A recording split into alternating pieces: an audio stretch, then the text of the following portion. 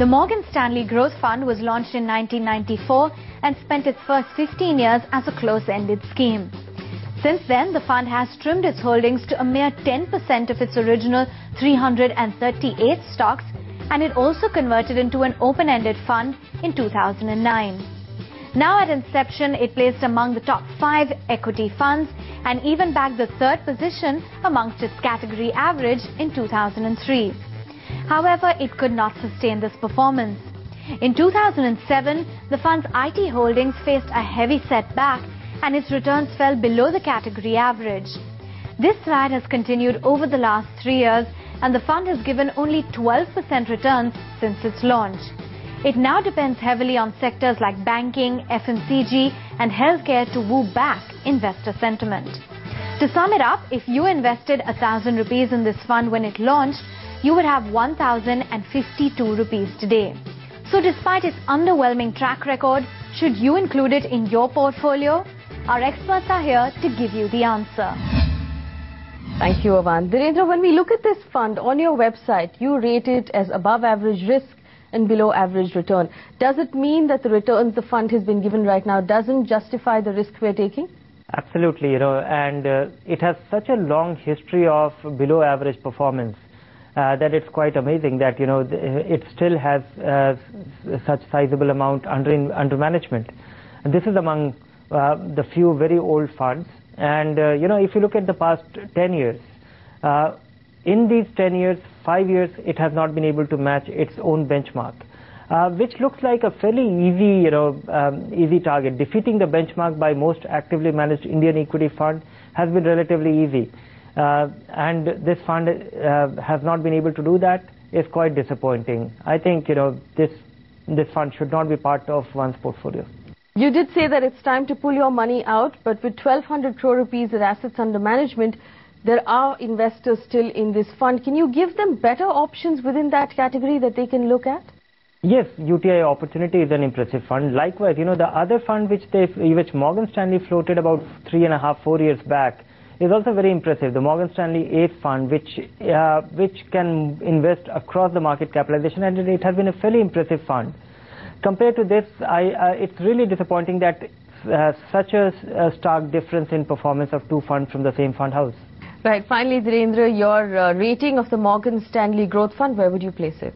I would, place it exactly the way it is getting slotted on our risk-adjusted performance scale, which is 2 stars.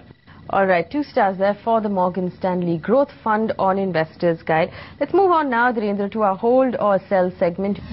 Vignesh has written in. He tells us he has a monthly income of 40,000 rupees and he's investing about 9,000 rupees a month in his mutual funds. He has a family that he's supporting and he's also paying a home loan. Doesn't seem to have enough life cover. But his goal is to accumulate a corpus of 2 to 3 crore rupees before his retirement in 2030. Now, he sent us a list of the funds he's been investing in. He has the HDFC equity, which is the first on his list. He has 1,000 rupees going into this fund. Should he continue investing? Yes, this is a fairly impressive fund and he should continue investing. Reliance Banking Retail is the next on his list. Now, banking had been doing well over the last year, but do you think he needs a banking-specific fund in his portfolio? Generally, it is avoidable because it only adds risk. It should be there only if he is deliberately wanting to supplement his portfolio performance and is bullish, he is upbeat on banking. His other 2 funds on his list, the next 2 are also sectoral funds, and they are sectors that haven't been doing very well. Reliance Diversified Power and Reliance Infrastructure. Would you recommend he gets out of both of these funds at this point? Absolutely. The Reliance Diversified Power Fund, people just got carried by the name Diversified Power as if it was diversified fund, but it's a power fund.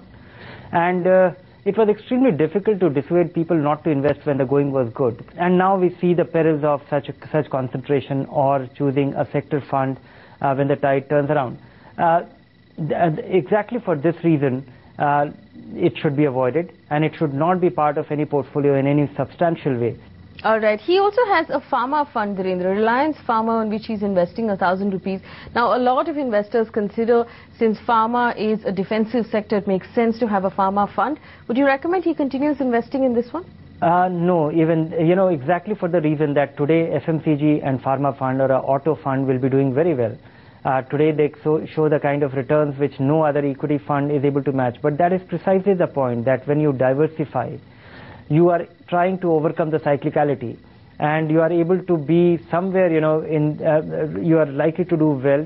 Your goal should be to beat the market on a relative basis and diversify. These are two things which is in your control. If you are trying to assume greater risk, concentrate, that is not the reason why you buy a mutual fund. So exactly for that reason, even if pharma or FMCG fund might look impressive, keep away from them. Otherwise, their time will also come when they will look as disappointing as diversified power fund. And the last three funds on his list are equity diversified funds. He has the DSP BlackRock Top 100 Equity, Birla Sun Life Mid Cap and Reliance Regular Savings Equity. Of these three funds, Virendra, would you recommend he continue investing in all of them? Yes, he should continue investing in all of them. They are all reasonable fund or good funds. That apart, he will have to get little more aggressive, because if we drop the sector funds and the thematic fund from his portfolio, then his portfolio becomes reasonably moderate. At least he should, think in terms of having two flexi-cap fund or multi-cap fund and two large and mid-cap fund, adequate diversification, having one or two smaller and mid-cap choice and the aggressive ones to achieve his target. So Vignesh, remember, you need to stay away from those sectoral funds, especially with your long-term horizon. Stay with the equity diversified funds. They should do you well. We have a question from Zubin D'Souza, who's written to us on behalf of his friend. He tells us she's 55 years old and she's separated from her husband and she's currently unemployed. She does have savings of 10 lakh rupees. She wants to invest them in a place that will give her a regular income while protecting her capital. Where should she be investing her money?